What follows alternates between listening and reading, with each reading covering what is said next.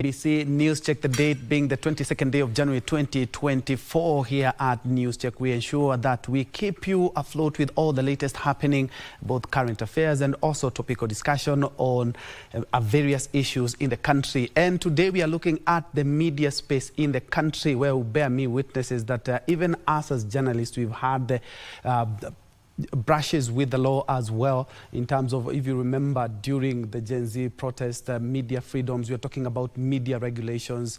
We've looked at the social media spaces, and especially on Twitter, when we have seen that a number of issues really need to be checked upon. And even the government admits that, yes, indeed, in as much as we have media freedom in the country, we also need to do more. That is the live discussion that we'll be having on this first hour. And on the second hour, we'll be looking at regional peace. Remember, Kenya being one of the countries that are always spearheading peace missions. We're looking at how we also send our troops, including our police who are in Haiti. We'll be looking at regional peace in the Tumaini initiative that is being spearheaded by President William Ruto. But first things first, let's first of all look at the media space in the country.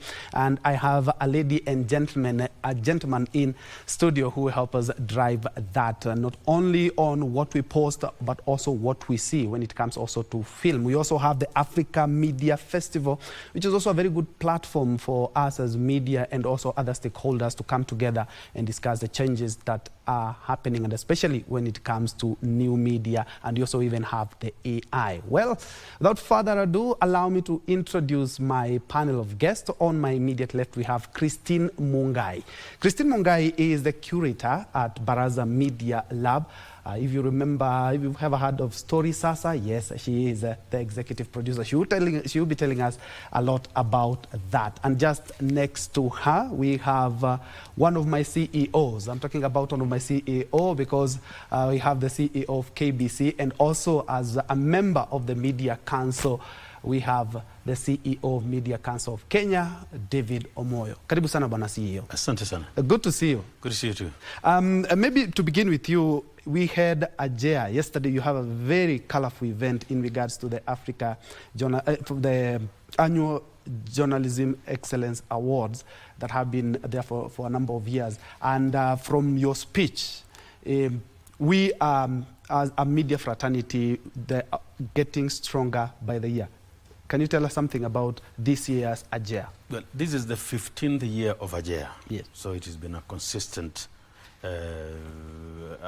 mechanism for awarding excellence in journalism. Mm-hmm. And what we were doing yesterday, we were launching the acceptance, the opening of the entries now. Because AJEA is journalists from across the country. Mm-hmm. They put in the best stories, what they think is the best stories, and media houses, and then judges go through them, and then therefore we have an award ceremony, either during the World Press Freedom Day or thereafter when we get that. So yesterday we were launching the beginning of the AJEA entry or AJEA competition. Mm-hmm. But more specific, yesterday we were also trying to let journalists know the new changes we have put into the 15th anniversary of AJEA. Mm. Number one is that AJEA 2015, AJEA 2025 is platform neutral. Initially we've been doing, if you're doing maybe business reporting, we have business reporting in newspaper, in radio and TV, and then we realized now we were rewarding platforms. Mm. Now, if we're looking for the best business story, we will do a best business story wherever it has been filed, and nobody cares. Mm-hmm. So the biggest change now is that the AJEA 2025 is platform neutral. File your story in radio, file your story in newspaper, file your story if you've done an online piece. As long as you are an accredited journalist, and number two, you represent an accredited media house. Mm-hmm. If you're an online media house, you could be KBC Digital or Tuko News or whatever, or you are a newspaper and all that, a story is a story. Mm-hmm. The judges will look at the quality of journalism, not the platform and all that. Mm-hmm. And secondly, we introduced what we call special categories. So apart from the traditional categories where we do business reporting, governance and all that go, special categories are thematic areas that we choose to focus on in a specific year based on the global trends and all that. Mm-hmm. Like I think this year now we have animal welfare, national cohesion, and the tourism and promotion and all that. So in the special category, we could have a different theme next year. Maybe, I think, blue economy, agriculture and all that. But the other categories remain, you know, business reporting, investigative reporting, best news production and all that. So really broadly is that this time we were announcing that we will be platform neutral. We will have the categories, we will have a winner per category. Initially we had up to 3 or 4 winners per category, because we had winners in newspaper, radio, then we had TV, and sometimes online. Now we will do, if we are doing, you know, best investigative report, wherever it was, whether it was in a newspaper, TV, or wherever, that will be one. So that's broadly what it is.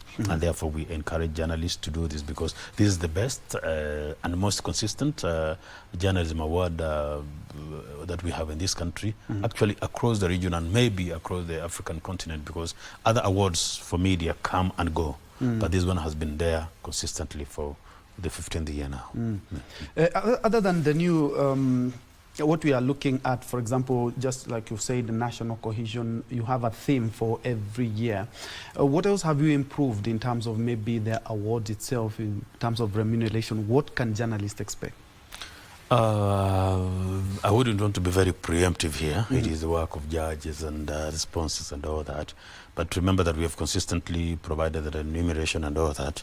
What we are trying now in the broadest partnership areas, we are seeing whether can we afford fellowships, maybe to the best journalists and all that, because when people win, they get the trophy, of course, and you get some little cash reward.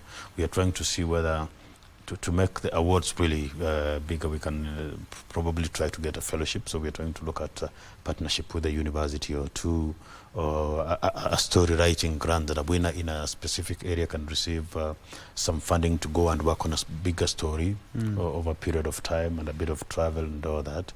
And then additional, you know, value additions like maybe a holiday and stuff like that. But all that, I do not want to preempt it, because that is entirely at the development stage, and we have a partnership team working around that. The whole idea is that to make sure that we do a little more beyond just the award, just the trophy, because we do the trophy and then we have some cash award that follows that. We want to see whether, and then mostly in specific categories, we've had mobile phones and laptops given to winners. We want to see now whether this time we can get a little improvement apart from. So in addition to what we currently have or what we have been having, we can have a little more like fellowships to a few of the prestigious universities, global universities, a travel grant to go out and meet with fellows and seniors and all that. So we are now, this time we're trying to cobble up partnerships around that to see whether we can. Yeah, as journalists, we are really looking forward to the AJEA 2025. Christine, good morning. And good morning.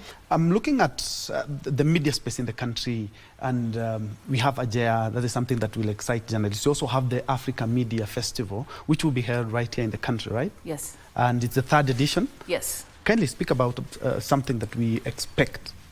So the Africa Media Festival is an annual convening that is by Baraza Media Lab.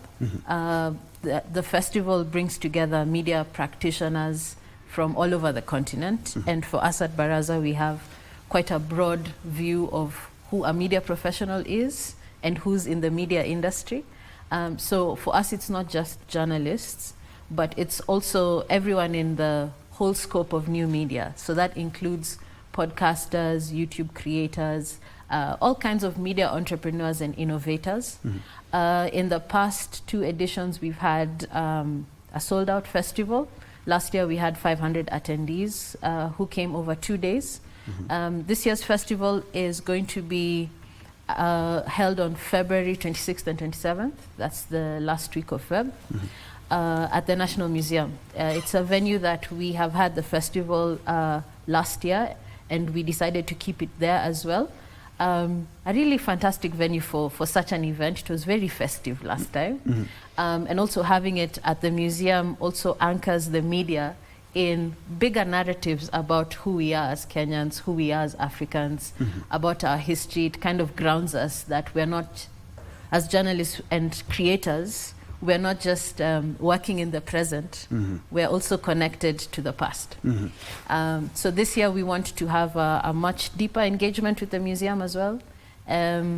But we had a good time last year, a lot of workshops. It was a very practical, it was a largely practical experience for the attendees, so not a lot of panels people talking down and 2 minutes of Q&A. No, Yes. The festival is quite hands-on.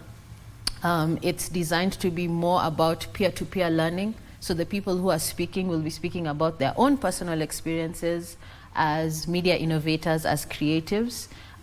It's going to be very horizontal knowledge sharing, not hierarchical at all. Yeah. And that's one of the things that attendees really appreciated about last time, that people were approachable. It was very generous. We tried to make sure that we have healthy conflict and that we maintain that spirit of generosity and intellectual curiosity throughout. It's a good thing that Kenya is becoming a hub for a lot of things. We had the Africa Climate Summit. Now we have the Africa Media Festival, where we are looking at a number of things. You will be telling us what should we expect, and who exactly are you targeting. But going back to you, Bwana CEO, let's look at the challenges that we are facing in terms of media freedom. And giving a practical example in regards to what we've witnessed, especially during the Gen Z protest, and even last year during the anti-finance bill demonstrations, we saw journalists being lobbied, tear gas canisters, and even in this year we had a lady who was shot by police. Where are we in regards to media freedom, and especially for journalists covering such events? I think I pick from the way you framed the question that we had press freedom violations during the Gen Z protests, and then we had other violations when we had the normal demonstrations and all that. So therefore points to you that we do not have press freedom violations in isolation. They just happen that during times of conflict and tension, then journalists get affected. If you go across to, say, the Gaza Strip, where we've seen a lot of, violence and all that, then you have numbers of, so it's really about press freedom violations in conflict. In that mix and all that, the people who do not want the media to highlight what is happening, the people who are uncomfortable, and the people who just get caught up and all that. So, number one, we have to contextually look at principally journalist safety, educating the journalists themselves about their personal safety, wearing, it's a very delicate balance between wearing clearly visible press jackets and wanting to be hidden from time to time, because when you think you are directly targeted, then you don't want to be seen. But when you think that you'll be in a privileged position, then you wear the press jacket and ID and all that. So it's about that. And number two, training journalists to be immediately able to help themselves in a crisis or an attack, because by the time any response comes, if you are away in Kakamega, for example, and we are in Nairobi, by the time we get a signal that you are under attack and try to mobilize, it's too late and all that. But then number three is about ending impunity. That's why we have the UN Day, November 3rd, the UN Day for ending impunity on attacks against journalists. The reason why we are commemorating a day when we want to end impunity is that journalists get attacked. Those in authority know that journalists get attacked, but then we are unable to get justice. There's a way that that ecosystem goes and collapses, then one tire falls off, and then you find that all we have is we have cases reported and individuals not held to account. So I want to place that and we have had pushed to the ODPP, the Director of Public Prosecutions, the Inspector General of the Police. When we think the police are involved, we have written to the Independent Police Oversight Authority and all that. So the wheels of justice are moving fairly slowly or fairly fast as they would. But I want to contextualize, most important, that in 99% of the cases, attacks against the media happen in context of other conflicts. Only in 1% case do we have some isolated person attacking the media and all that. So when we have national tensions and conflicts and all that, then the media come there. Either we do not want the media to cover brutality or certain use of weapons and all that. That's the context. And then you push. And you realize that we're in a country where apart from lobbying and advocacy, which we do, we can only ask the police to arrest. Sometimes we're asking them to arrest their own. Or we can ask IPOA to help us because we suspect that the people who perpetrated this violence are police. Or we ask the ODPP guys, we want to take these people to court and all that. So you realize, so it's a context of we have to do that. So that's why I stress the most important thing is that it is important that our journalist or media worker escapes alive and uninjured from a scene, isn't it? So that then we are able to follow up. But then it's again important that we keep, to end impunity, we are trying to a very level best really to try that we hold the perpetrators of attacks against the media to account. We haven't succeeded. Because we have cases like we had a case of a journalist in Nakuru, then we have a case filed. Then at some point, I think for factors, mostly, I think sometimes it's intimidation, or for the journalist says, I am not willing to testify. And that's the biggest challenge we have, that even when you follow the case to almost what you call a logical conclusion, the attacked person withdraws. Sometimes it's intimidation. Sometimes it's, the court processes are also long. If you know that, so you were injured and you have to travel to a court appearance and the case is postponed, then you have to go back and come another day. Then people realize it's training them and all that. So we haven't yet succeeded in putting in place that clear mechanisms, especially mechanisms of accountability and holding people to account. And then because we quickly forget and then we jump into another conflict thereafter, and then so together. So we do training of journalists, we do a bit of advocacy, and we do a lot of lobbying. We even write to international bodies like the UN to say, guys, please, because Kenya is a signatory of the Article 19 on press freedoms and freedom of expression, isn't it? We are also signatories of the African Court of Human Rights commitments to protect press freedoms. It's just that you just have to lobby so that you give pressure around, so that people realize that you cannot just wake up and attack a journalist at will. But it's complex, and then the actors are so many. And when they realize that there's a lot of advocacy with too many eyes on the ground, we have this anonymity. It was a crowd of people. We realize that the truth of the matter is that some villagers or some people down there cannot have an issue with KBC, for example, unless a leader tells them, KBC inatusumbua kidogo. And you see now that gives a blanket of anonymity. You have nobody to hold to account. So I have an issue with the journalist. I incite people to come and rough them up, and so you can't know who it is, and then you try to look for the people, and it gets tricky. So really we can say that the attacks against journalists, they take different forms. They are morphing all the time, and then sometimes, and the biggest challenge I've seen is that the people we expect to investigate and put the case forward are sometimes implicated, and it gets tricky. That's why we are trying to make sure that we try to end impunity. Wanasema kwa Kiswahili vioja mahakamani walikuwa wanasema ili awe funzo kwa wengine. So we are hoping to get one or two people then follow through the case.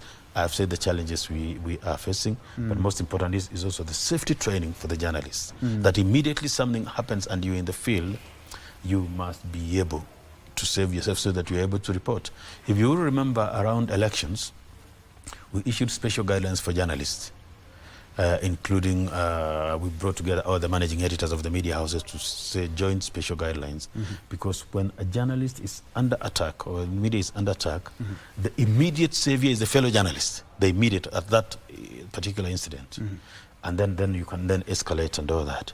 So really we're trying to do self-owned security here, then the media house security mechanisms, then the media council level, then the civil society level, then the international level. There are all those layers, but we're trying to clarify that they come at different steps. Like you can't have a journalist attacked, for example, and you're talking to the African Court of Human Rights. No, the immediate person is the local police.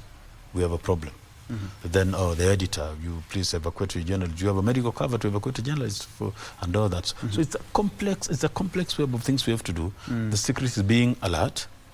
Everybody must be alert, from the reporter in the field to the editor in the studio, and us where we sit, and then the other agencies that work with us in this context. And we'll be looking at exactly our role as journalists, because at the end of the day, yesterday in your speech, you also pointed out that we also need to be observing the guidelines in our storytelling. Mongai, I'm looking at Africa Media Festival, and just as our CEO has indeed alluded to, is that the problem is not isolated. We've seen in Gaza, and actually in the Africa Media Festival, you get views from different speakers in regards to how media freedom is in their country. What are some of these experiences? So at the festival, you're right, we do create space for folks to share their experiences, so that others can can feel in solidarity and can learn from them. But we also have positive experiences. Like I said, the festival also has this strong element of celebrating innovation and knowledge. So we like to privilege, yes, we are all in very difficult contexts as Africans, but what are we doing in the meantime, right? In whatever context that you're in, is there something that, that we can celebrate in that context, right? Last year we had a big group of exiled journalists who are living in exile in one way or another, some in Kenya and many of them even from other countries. And they found that the festival was a moment that felt more like a safe haven, where you can feel like you're not so alone. And really that's an experience that not only journalists in exile face. I think journalists, media creators, storytellers in general tend to suffer from a lot of loneliness.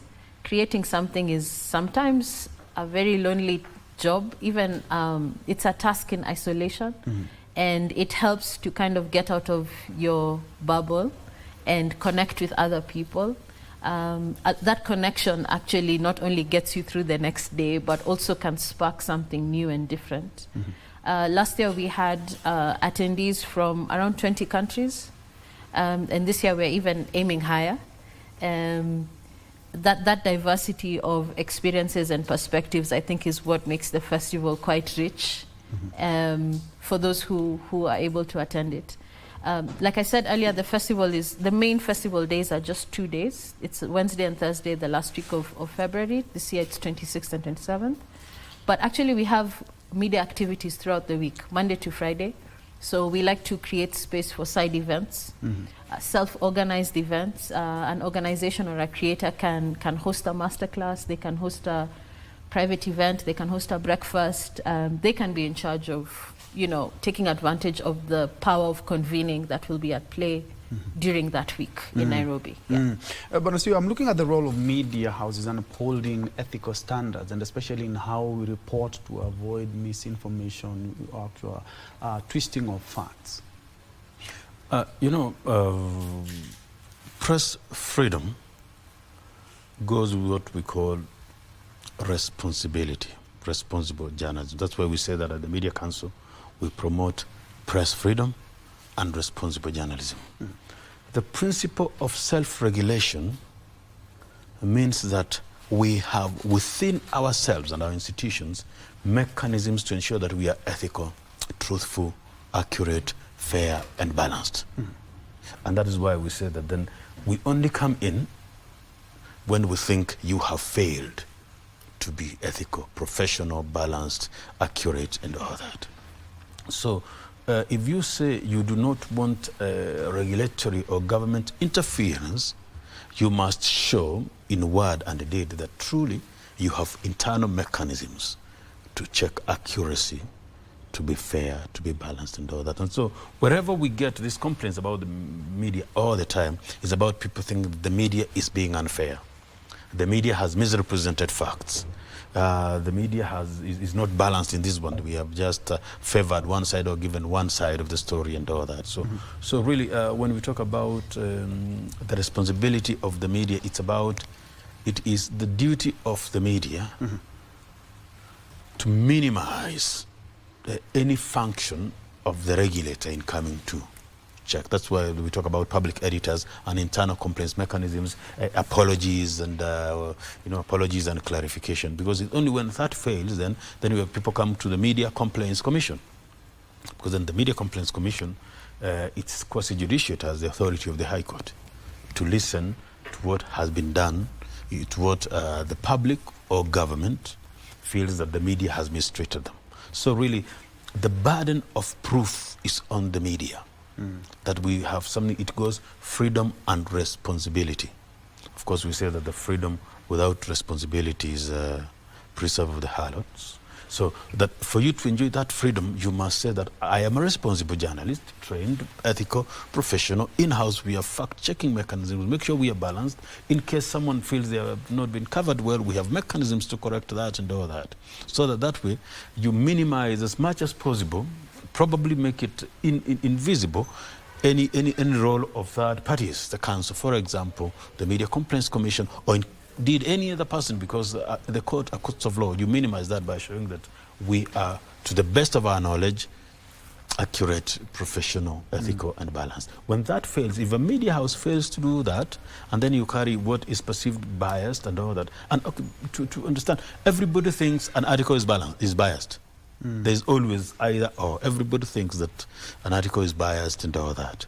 It is your duty to confirm that this is not biased. It is the truth as at that time. So it is consistently making sure that we have mechanisms in-house to ensure that those principles, the core values of a news article are observed. Therefore, if, for example, you have seen somewhere a complaint that a classroom cost 5.6 million. I saw a senior governor saying that that shouldn't be. So if, for example, the contractor comes and says they have been unfairly covered, you could say, no, yes, it is not the work. The media house was reporting that the governor said this is exaggerated. If a person says you have presented us as fraudsters and all that, you say, no, we were reporting a public officer commenting about the pricing and all that, isn't it? So, but if you wake up one morning and say that the person has over or exaggerated the price of a classroom, they can sue you.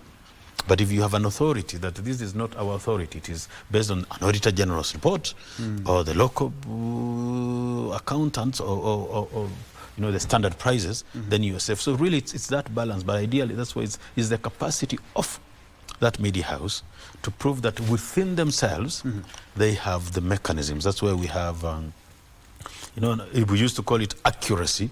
Siku hizi inaitwa fact checking. Yes, yes, you reconfirm the facts and the figures. So while in the broader world of accuracy, I know we have done a lot of fact checking. Baraza was doing a lot of fact checking and some of that and all that. So really make sure that you have the sub-editing desks has a very fair fact checking. Just to check figures, numbers, names, places and all that. Others, if you throw numbers around, draw names carelessly and all that, then you'll have failed the test, the value of accuracy. Because you have a weak fact-checking desk, isn't it? Yeah. Then you will be sued, and the people who have been misrepresented will get an award as the court authorities may deem necessary. So I'm trying to say that the capacity of media houses is critical in upholding press freedom. Because if you keep them doing mistakes consistently, the national narrative will be the media are careless, they are misrepresenters and all that, isn't it?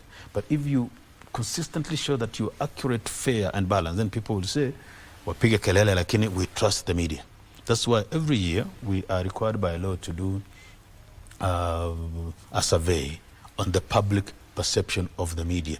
What percentage of Kenyans trust the media? And so if that trust barometer goes down, it means that we think the media is not doing their job. But if the trust barometer is up, the public perception, if the subjects keep making noise and citing misrepresentation, yet Kenyans believe that the media is doing its job, then that is accurate, isn't it? So the role of the media is to make sure that that trust barometer, the public perception of the media, that trust barometer remains high. And so far we've been doing well. I think we have always, the media has not gone below 80%. Because people strongly believe and fairly believe. Yes. Just most people have it's their opinion to have a point or two. But if we start losing that trust in media, then you will realize that the public trust is lost. All right. And anybody who wants to come and help you run the news bulletin, they will have the trust of the public. They are threatening national security and the good of the nation. Maybe we need to fact check that 80%. Yes, and still on the same. Yes. I'm looking at the role of media in upholding ethical standards and effectiveness in internal mechanism. And you're talking about 20 countries in the African Media Festival, and I'm looking at how we are combating, different countries are combating disinformation and misinformation, because latest, what we are hearing from government and also from the CS of, there could be a point where the government said, we don't want to get here, but if at all we have to, we'll have to regulate the media in different platforms. I'm guessing what you mean by that is hard mechanisms like blocking internet access, for example, or blocking certain apps. Yes, or even coming up with stringent measures to curb some of this misinformation that we are finding in the social media spaces. It's interesting that you say that because I think in the Kenyan context, misinformation is not something that exists in a corner somewhere. Bad people are infecting our or infiltrating our very good, very pure news or media narratives, right? I think, like David has said, it's quite complicated. It's complex, right? Yes. And sometimes, actually, the source of some of the most insidious and dangerous narratives are actually coming from the state. They're coming from state-sponsored sources, right? We all know that this has been something that the previous two administrations, I would say since 2013, have been very, very keen to control narratives and basically to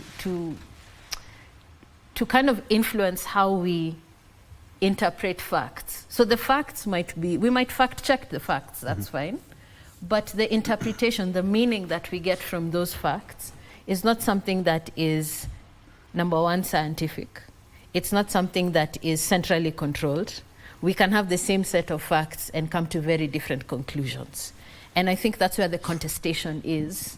And that's one of the things that we want to do as Baraza is to make sure that we are getting to the point where we're actually having honest debate, and that contestation can be an honest one, you know? So I'll give you an example of having a different set of a different conclusion from an agreed set of facts.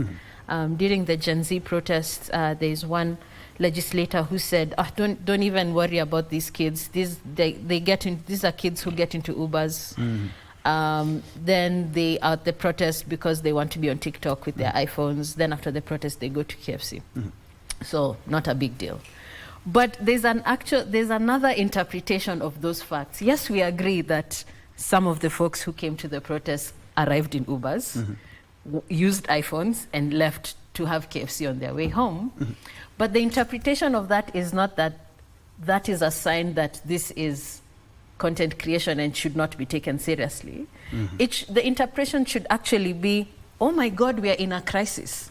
If the kids who are coming in Ubers are actually feeling that under pressure and that squeezed and that dissatisfied, that their normal cushions of coping, they feel like they have to do something about the situation right now, we come to a very different conclusion, right? So what I'm saying is that facts are not the only thing that create narratives. They're just a part of it, and other things come in the interpretation of it, right? Politics is one of them. One of the things that we say at Baraza is that some of the things that have the greatest kind of political impact are promises. So if someone makes a promise that in the next 6 months I'm going to do this, that actually has political import, right? But we actually can never fact check a promise because it's in the future. We can't go 6 months in the future and see if it's going to happen. We can only fact check promises retroactively, right?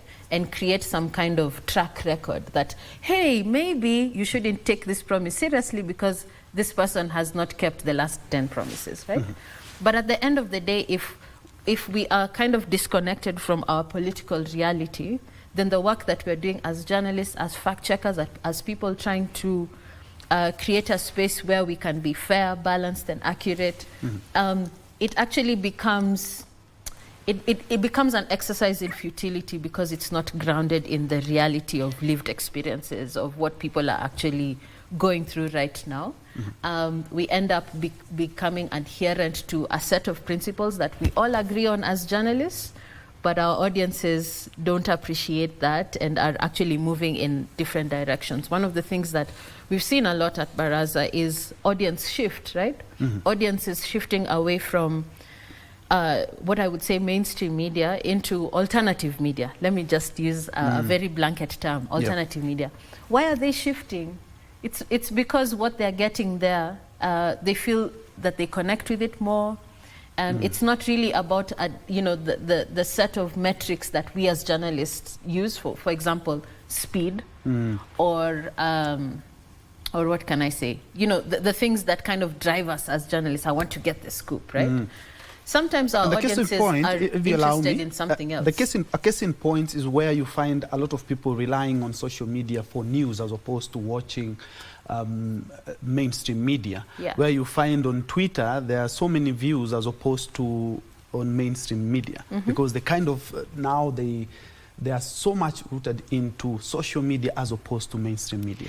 Well, that's because of what I'm talking about. Social media is a space of contestation, of interpretations. Yes. Right?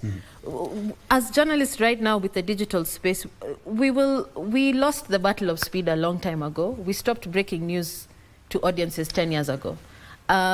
This is when I was just coming up as a journalist. That's what we were talking about then. But now it's done, it's over. There will always be, in fact, as journalists, sometimes we even depend on, tips, hints, things that are happening, videos that are circulating. That becomes, our main source of the breaking news, the stuff, right? The speed game, digital changed all that. What is happening now is meaning. What do these things mean? What do these things portend for our future? What can we look forward to, and what can we understand? It's a question of understanding, basically. And I think Twitter, for example, like what you're saying, the contestation is in the interpretation of what is happening. We can all say, yes, a fire broke out somewhere and 20 people were killed. But what are we saying about the systems that made that possible? Who are we holding to account? If we just end the narrative in the police are, how do you usually say it as journalists? The police are undertaking investigations. Investigations are underway. And yes, thank you. Investigations are underway. For the audience, that's not enough. That's not meaning. That's not closure. That's not. You understand? They want it. They want more of that, because our lives are not truncated in that way. In my life right now, I don't look for official sources to tell me what's happening of every aspect in my life.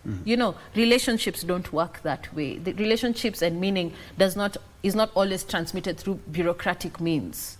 But for us as journalists, I think sometimes we run to bureaucracy, to official sources, and then we're like, oh, now we have an official story.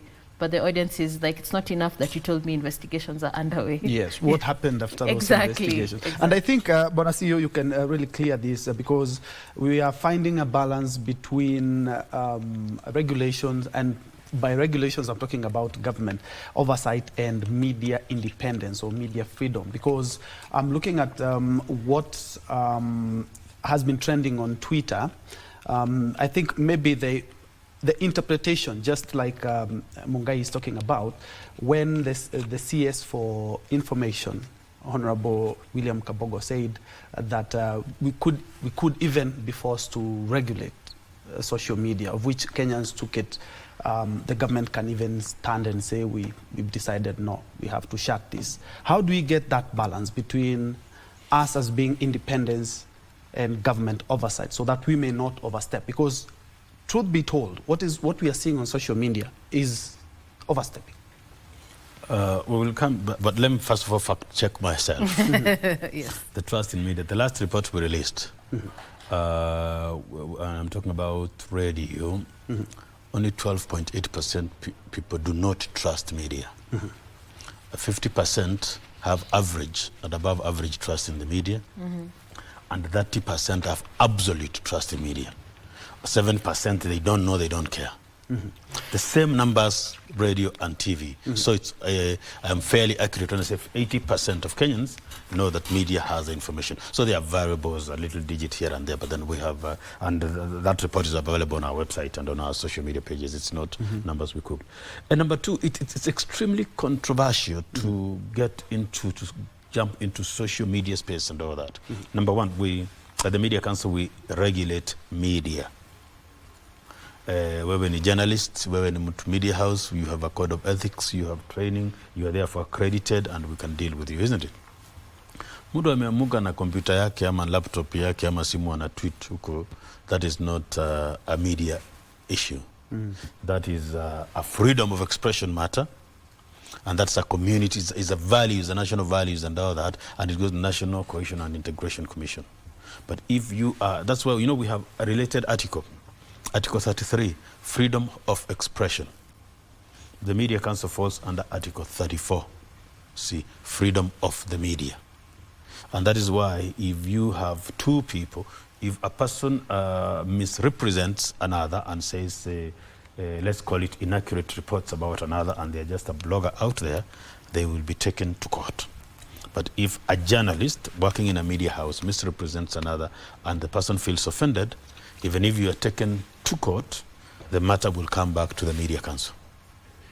Because you have a primary regulator and a tribunal that will handle the matter first before it goes. So that is a separate, we must clearly define that if you are, even if you committed, let's call, for the sake of this conversation, a similar offense in matters, information and media and all that, if you are an accredited journalist and you've done that on an accredited platform, KBC Channel 1 or KBC Digital or anywhere there, the case, hata ikienda High Court ama ukishikwa na polisi upelekwe DCI, we usually go and bring the case to the Media Council first, because that is what the first point of call.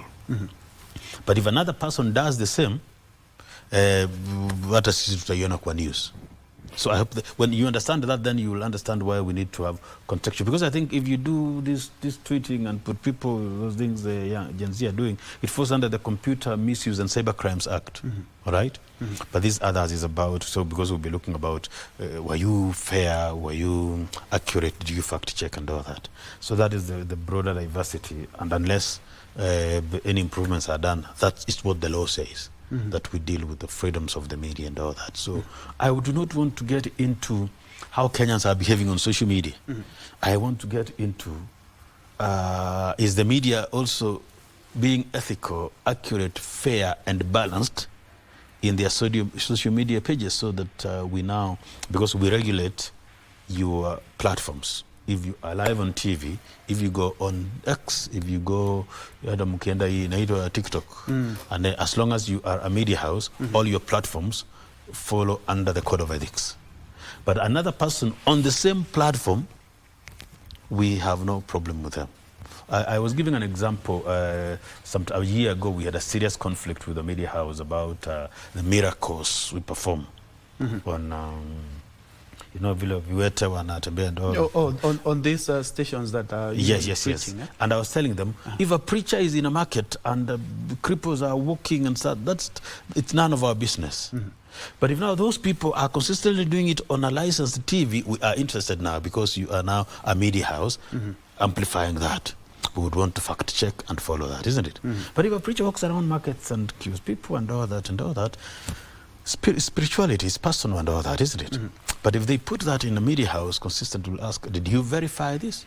Because that's why even when you do in broadcast, you're told you're supposed to have, for all live events, there is a 15-second delay or up to 5-minute delay to verify. So that's how it goes. That's why even I have seen a few problems we had here. The rules of war, you do not go live during a live conflict. They ask for, that's now we're talking about the universal journalism standards. They ask for 30 minutes delay. You know why? Warring sides can use your TV for their strategy and counterattacks, because they can see what you're doing. So in active conflicts globally, you can't go live during something. The rule is at least 15 to 30 minutes. I haven't seen that here on active conflicts and all that. And I think that in most live events, I know that there's a requirement to delay, because sometimes our political rallies get very heated up and people do that so that you can edit out certain matters. So that example of, I told you that go perform miracles and do whatever you have, it's none of our business. We had a very serious conflict with one media house here that was moving us around vile waganga wanasaidia mambo fulani as just couples and all that and all that. And we were telling them, we are not interested in what the magicians and herbalists are doing. We are interested in what you report they did. And we are asking, do you have that capacity to verify that they've done it? Otherwise, if you have no capacity, it must be alleged. If you keep showing us primetime news of Njue couple stuck. And in one case, I think we sent a team from my office to go and camp.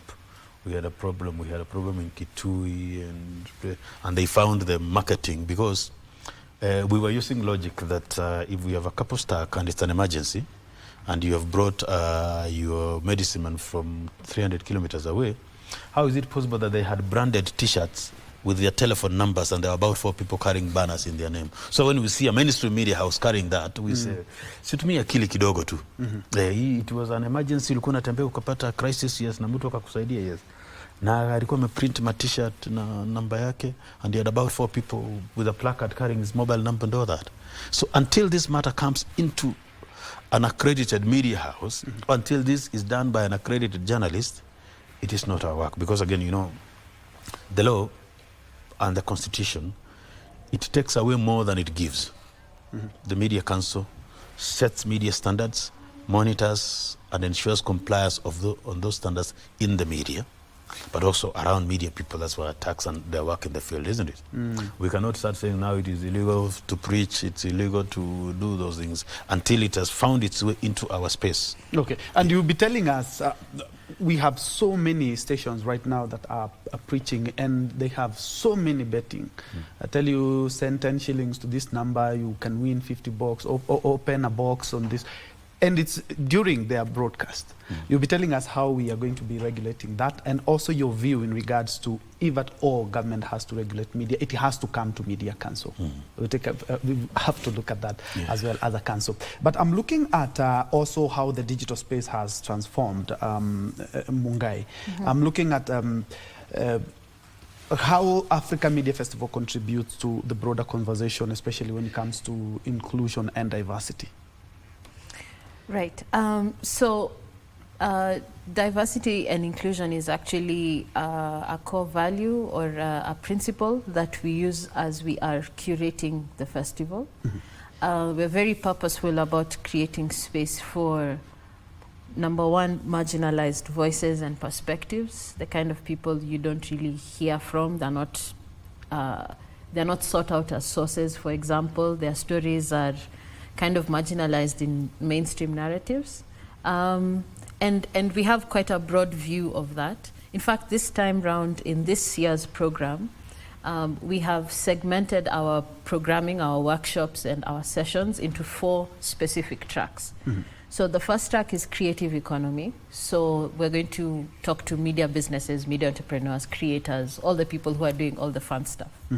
We have a track called Media Tech and AI, where we explore the practice, the ethics, the complications, and the promise of AI. We have social impact. So we're going to talk about how storytelling, media, and narratives can get us to a better society, right? We'll be talking about the protests, we'll be talking about all kinds of things that are happening around the continent. And lastly, we have a track called Elevating Voices, which is our diversity and inclusion track. And here we want to talk about the power of representation. What does it actually mean? And what impact does it have when our sourcing is more diverse, when our storytelling is more nuanced, and also when even our physical spaces are more accessible and welcoming. At the festival, we try hard to make sure that we have accessibility all through. We have sign language interpreters the whole time, throughout the main festival days. We kind of do a bit of retrofitting the museum to make it accessible to wheelchair users. And also the programming tracks themselves. We are discussing what does it mean, what impact does it have when we have a much broader view of whose story matters and what kind of expert matters, right? A lot of data has shown that even the kind of people that we reach out to as experts is actually quite narrow. Like I said, a lot of the training that we receive as journalists kind of makes us go through, number one, these bureaucratic official sources, but also number two, makes us take the easy way out. We kind of keep on calling the same available people to be on panels, to be on talk shows. And And we really need to stretch ourselves a bit, move out of those comfort zones, so that we can have the kind of diverse perspectives that we wouldn't get if we just keep going, you know, through the well-trodden path, the easy way. Yeah. Bonasio, there have been ideas that, and I remember the PS for Interior, Dr. Omolo Raymond, said that we could be rechecking on the media regulation framework. Would you support that? And how can we ensure that journalists are adequately trained? Because I'm looking at every media house has a court case. In one way or the other, some are settled out of court so that we can report with fact and integrity as a council. It's good to have a court case. You can't operate on the information superhighway with such sensitivity and have no... Because you see we say broadly that the media, it confronts the afflicted and afflicts the comfortable, isn't it? You hold those in power to account. Yes. And if you're going to do that and have nobody protesting or going to court, then you're not doing your job well. So I think a court case is a sign, is a barometer that there is. And also, in another context, we speak that some time back when we had a very high tension between media houses and I think a former cabinet secretary, some people came and told me it's very bad and all that. I told them I'm extremely excited that the sign of press freedom is the tension between government and the media. If government and the media are all over having parties and all that, it's a sign that we're all formed a choir. So really, a sign of press freedom is that tension between, and usually, and I remember that time I told people, I have seen worse, because I've been around for a while at the Media Council. I have seen worse. That tension, that holding those in power to account and those in power thinking they shouldn't be held to account is a sign, is a good thing. But number two, it is true that internally we think that we are trying to have discussions with stakeholders about updating the code of conduct for practice of journalism. In the sense that we have emerging, I think only 2 days ago, we called for public participation for people to give comments on use of artificial intelligence in the media, reporting artificial intelligence, data guidelines and all that. They are on our website now, we put that. So we have, because we had started from the task force before, to look into, because artificial intelligence is here, and we must find a way of getting guidelines for use of that. I think artificial intelligence and technologies. You've seen remember the whole idea of putting people in coffins and all others is about technology, isn't it? Yes. What guidelines? Because the media will not run away from that technology. It's going to use technologies to modify images and voices and colors and faces and all that, isn't it? What are the ethical guidelines to do that? If you do it without any guidelines, then you will be taken to a civilian court, isn't it? Yes. But if you do within regulations set by the Media Council and agreed, then it will say the media modified this and that, you know, the merging of images and all that. So we have 4 documents on our website up for public participation around that. But then we are also having discussions about consequently updating the code of conduct for practice of journalism. We do not have issues of data privacy that time. Yes. We do not have issues of artificial intelligence and use of other technologies to modify images and all that. So if you discuss the ethics thereof, so that then we have everything incorporated, because the problem of if a matter is not within the regulatory space, then it will be dealt with outside the regulated space. And you know, the functions of good regulation, especially if you want to protect the freedom of the media, is make sure that the regulation is predictable and can be understood. Otherwise, in the absence of that, then you will be you will not miss a 1976 law that is applicable. There's always a law about everything on earth. So unless you get the law to protect you somewhere, you will be drugged and all that. Yes, number 2, you spoke about betting and all that. It's a crisis. 2 years ago, we formed a task force to look into betting in media houses and all that. And we worked with the Betting Control and Licensing Board. There has been a bit of back and forth between us and Interior, because Interior, the Betting Control and Licensing Board, wanted to control that. And the challenge is that you must have a betting license. You have a betting license to run a promotion. And what we need to have is discuss the space you do that, because a few media houses, so the betting you do, people send and all that, and they get, you have been licensed to do that. It's a promotional number that is licensed. But we think that people are overdoing it. There are people who open media houses to exclusively do betting. Yes. I have had an interaction in one of the villages in Western Kenya where women go and fuliza, and then they put money on the bet system, and then they go for prayer and fasting, that the money may be converted into. So it's really a challenge, isn't it? So we are working. The truth is, we have, as I said, we have started. You'll be seeing a public notice. We are starting consultation on what areas of the code of practice we can update to integrate these new matters, so then we can issue guidelines for media to follow, because then we have many media houses that are just betting casinos and kiosks. So it's a matter, it's a challenge really. We had a report, we had a task force, gave us a report. We even went to Parliament and tabled our report on the betting and all that. We wanted Parliament to help us put a few regulations. We think that now is the time to revive that and move, because it's almost... Yeah, it's becoming out of hand. Let's yes, be very but honest. the challenge is now then, the media houses will tell us now, don't want us to advertise this betting, isn't it? But on social media, they're advertising and getting the same. What do you do? It's like when they say you are told us in the media houses, do not advertise alcohol and certain drugs, isn't it? But the same advertisements from the companies here are available on YouTube and social media, and it's not. So you say for TV it is a watershed period, isn't it? But on our other platforms, there is no watershed period, isn't it? They say then we are losing revenue and all that. We need to have some of those discussions really, so that we really accurate. And then we are getting into a global village. What is watershed? We have a Gen Z that wants to watch TV from 10 p.m. to 4 a.m. in the morning and go to sleep at about 8. So we must get certain sets of values. That's why I said we are starting again a set of consultations, stakeholder consultations, about how do we align the regulations and the codes of ethics to be really responsive. Most of the rules that we set a few years ago, they cannot manage where the world has moved. All right. Yes. All right. And my director informs me that we are running out of time, but what can we expect in this third edition of Africa Media Festival right here in Nairobi? So I already talked about the 4 different tracks, and you can see we are trying to cater to a diverse set of interests. If you're just starting out, if you're thinking of becoming a media entrepreneur, if you are a seasoned journalist, if you're a veteran creator, we have a really broad view of who our audience, our target audience, our catchment area is. And so we are going to have journalists, filmmakers, creators, podcasters, you know, the whole group of media practitioners and players at the festival.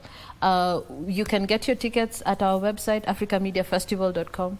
And like I said, plan to set aside that last week of February for reflection, refreshing, connection, a lot of challenging of our, you know, some kind of challenging of our norms and our usual ways of doing things. We like to shake things up a bit, and the feeling that I want people to know that they will leave the media festival with is a feeling of refreshing, inspiration, and new relationships that will take them to new places. All right. But as CEO, kindly your closing remarks in regards to regulations. I think that, you know, the purpose of regulation is public protection. Yeah, the purpose, like, well, for example, why we want to protect the freedom of the media is not for the enjoyment of the journalists and the media employees, is that the media is allowed to perform its function in such a way that the public, who is the ultimate king or queen, gets reliable information. And so the challenge of us regulators and government, and it's a challenge especially the Media Council we are taking very actively, is to make sure that we align the regulations to respond to modern challenges. Otherwise, we are trying to respond to issues, Gen Z and other modern challenges, using very outdated regulations and all that. And that's why when we call for participation from Kenyans, the media sector and all others, to help us update the regulations. Because if you do not do that, then we will realize that we are using very old regulations to respond to modern challenges, and we will not succeed. Then the Kenyans are the ones who will ultimately suffer. See, when the press freedom is not upheld, or when media standards go down, the people who suffer ultimately are the Kenyans. Yes. And we need to collaborate to make sure that we protect those sacred spaces that make our country a democracy. And that the tension that exists between the media and government and the public is an extremely healthy tension. It's like when you have, if you have a car, you know, the belt that does the engine and all that, it relies on the tension to exist. If you say that they collaborate, then it collapses. So just make sure that in that tension, people remain ethical and uphold human rights. All right. Well said, David Njue, who is the CEO of Media Council of Kenya. We've been looking at media regulations, and especially now in the wake of AI and other factors. And thank you, Did, so much for joining us. We've been looking at how we can be able to also be in line when we talk about media, and especially when we talk about media, we're talking about gadgets everywhere. Now, it's not like when we had just televisions and radio. A lot needs to be done, as David has said. Just next to him, we have Christine Mungai, curator, Baraza Media Lab. And she has said Africa Media Festival is a platform for us to even better what we have, what we see, what we hear. Everyone is included, and of course, it's end of coming month. Thank you so much indeed, and Bonasi, I'm looking forward to Ajia 2025. Thank you so much. On the second hour, we are looking at regional peace. We will be back in a short minute.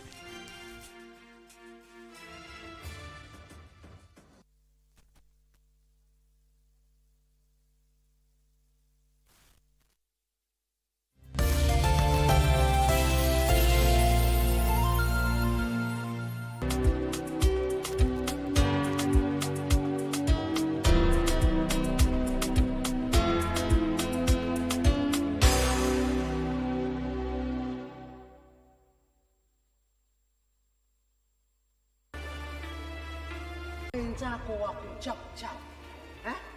Wanashiriki ndoto za usingizini tu. Ala. Mambo muhimu kama hayo unaita upuzi. Hayo ni mambo ya kitoto. Kitu kama kiko hakifichiki. Ama kweli wasohaya wana mji wao. Wewe hujui makosa yako wewe. Tangu lini tukashabikia mimba nje ya ndoa? Basi yeye kaifungia kibwebwe na kuichezea ngoma hasa. Sitasikia, sitaona na sitasema uovu wote unaofanyika hapa kisiwani. Maskini wako utakupeleka pabaya sana.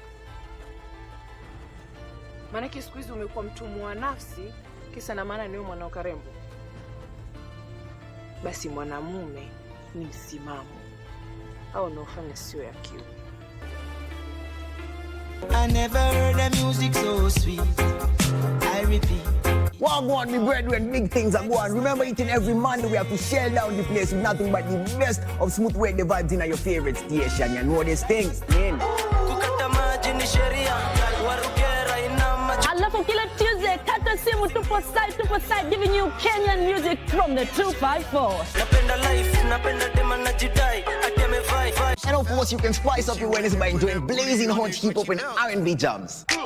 We don't got no label. She says she want bottles. Vibes and vibes as we go all across Africa, Kenya, Nigeria, Ghana, all the way to Tanzania to give you nothing but the best on Afro Thursday. Make sure you make a date with us each and every single Friday with me, DJ_Liza Diva, DJ Cold, and me, Wanjiko. This is Club One Extra. Unanifanya nisikie kunyongwa. Hadija ai, mani especially ukisonga.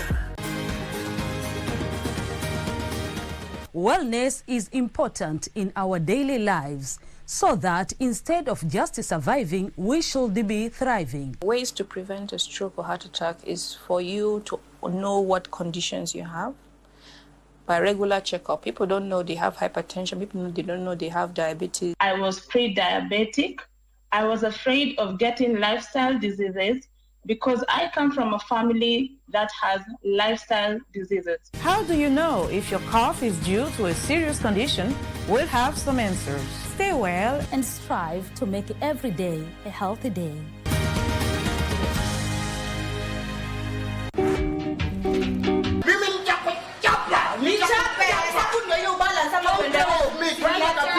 Hizi mahesabu upatie mtosi wako shauri yako. Mimi siko kwa hizi mahesabu. Kiani unataka nitopoe siri? Nitopoe? Siri gani? Nitopoe. Na si useme basi. Wewe anatumia jumba ya wenyewe ya biashara kufanya biashara yako. Mwenyewe anaenda hasara. Umetuache ni jumba ya wenyewe. Sababu si wewe analipa rent. So what is your problem? Wewe unatakiwa ulize maswali. Sikiliza. Do you know what I call it through? about that interview. Unajua nini nilienda through about that interview? Actually, she was forcing me and then I refused it. Ndio nakuuliza, mbona ukumwambia mwenye kazi kwamba huyu msichana umeleta ananisumbua? Si wewe ndiye alimleta huyu msichana. Na mbona ukumshtaki kwa mwenye kazi? Mimi ndio usinifanye fool kwa sababu umeniweka mahali kuna temptations. Alafu nakuja. Kwa hivyo kwa kuwa tempted. Si kwa tempted lakini kuna temptations. Umesema amekuweka kwa temptation. So you are tempted ndio ukafanya hivyo vitu. I was almost there mheshimiwa. Si ndio kitu nimesema mheshimiwa. Ya Shafi ya Rasulullah ya Shaymadina. Ni mambo gani ambayo sisi huwafunza wadogo zetu ili waweze kupata manufaa katika dunia na kesho akhira? Ni maneno yenye kupandana, maneno yenye kuzidi, maneno ya ziada. Ni neno moja lakini ina wingi wake, ina faida mingi ndani yake.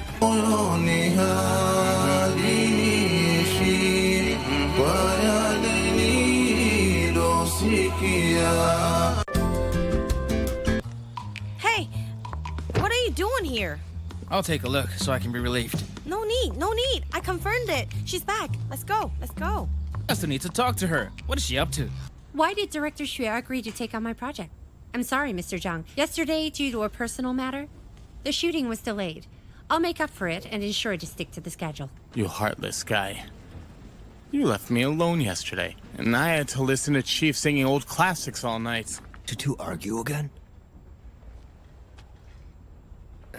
My lady, you're already a married couple. Why do you two still compete with each other?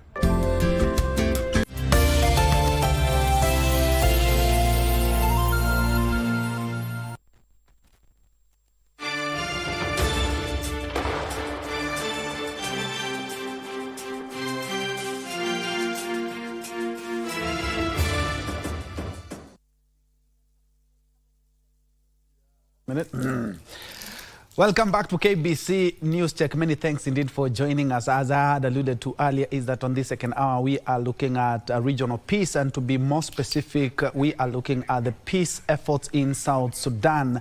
It has been called the youngest nation in the world. I don't know whether since South Sudan actually gained independence from the mainland Sudan, whether we've had a new country, but it's a country that we are very passionate about. Even if you look at the Kenyan flag and the South Sudan flag, you will tell a lot of similarities.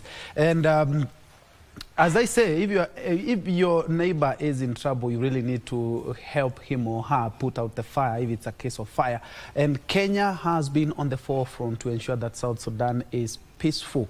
And that is why on the wise council of President William Ruto, the Tumaini initiative was launched together with his counterpart in South Sudan, Salva Kiir. Well, it was going on and on and on, but unfortunately to some point it was halted. We'll be knowing why it was halted. And how do we have hope and peace? Tumaini means hope in Swahili. And indeed, they really need this hope. And joining me on set now is Dak Booth, who is a political analyst, a political activist, and also a lawyer from South Sudan. And if you remember, last year in January, we had talked about the Tumaini initiative right here on Channel 1. And now we want to know exactly where we are. The peace efforts, and actually they resumed on Monday. Is it on Monday? Yes, on Monday. Yes.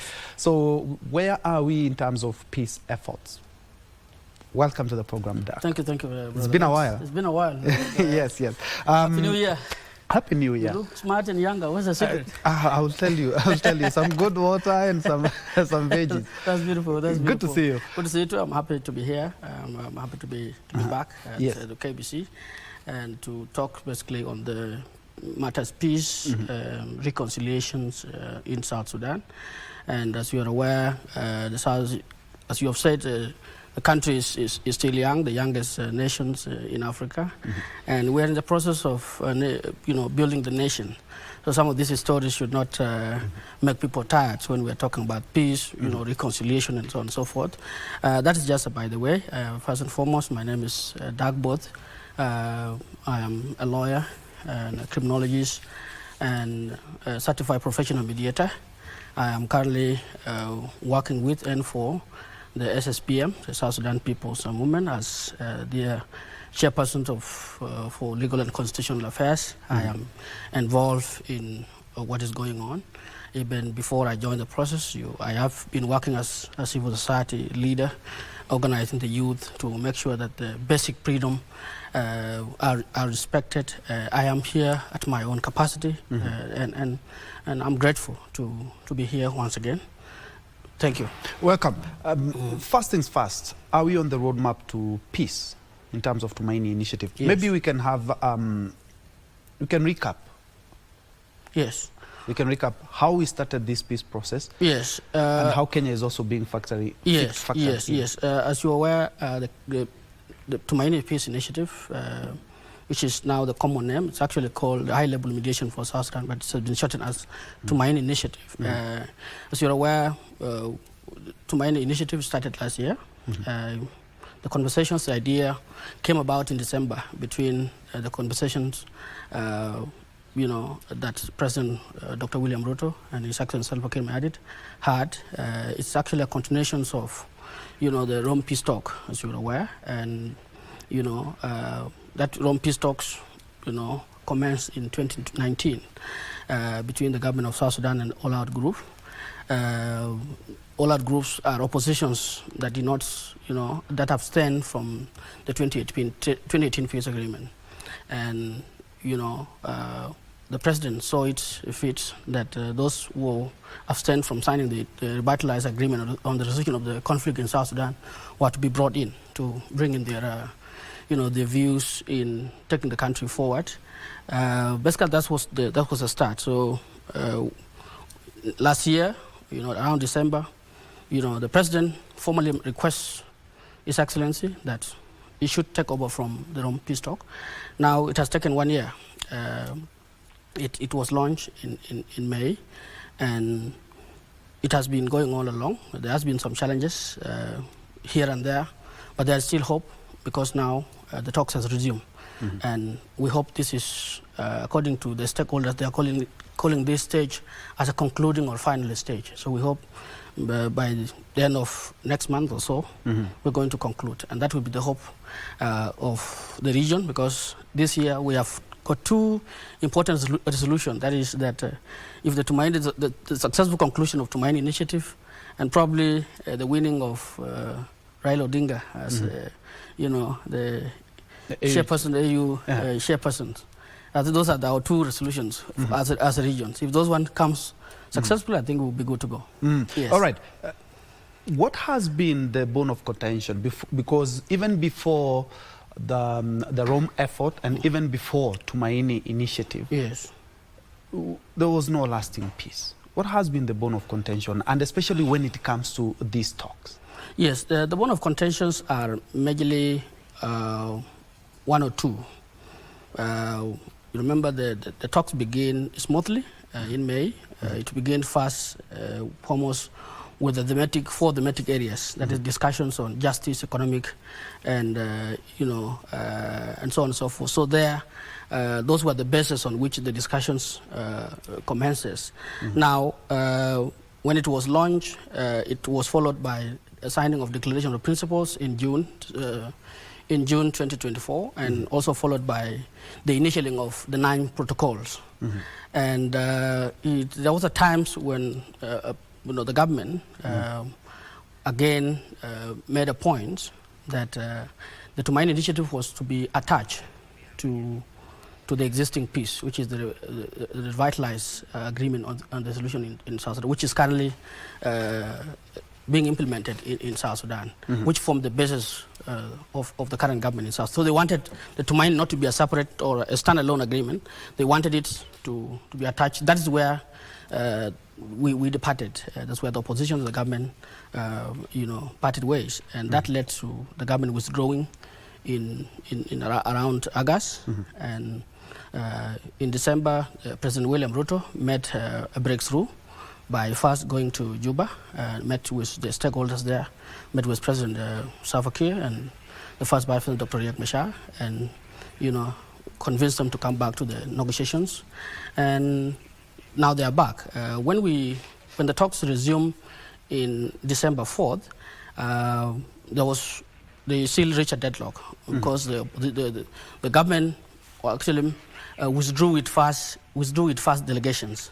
And when the new delegations came, they came with a proposal that there should be renegotiations, which the oppositions refused.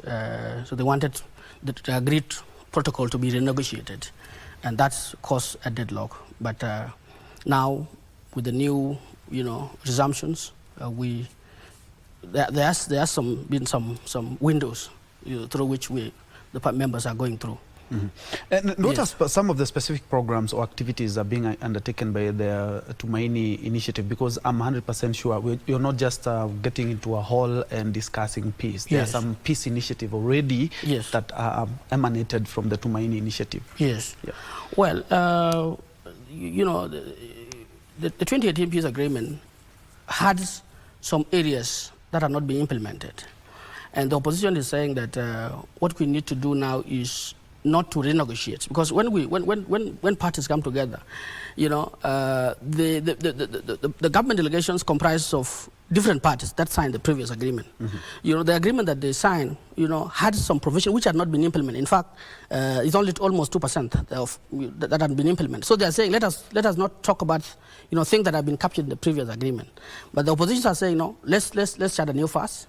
If there's anything, there's a provision that have not been implemented there, let's incorporate it here.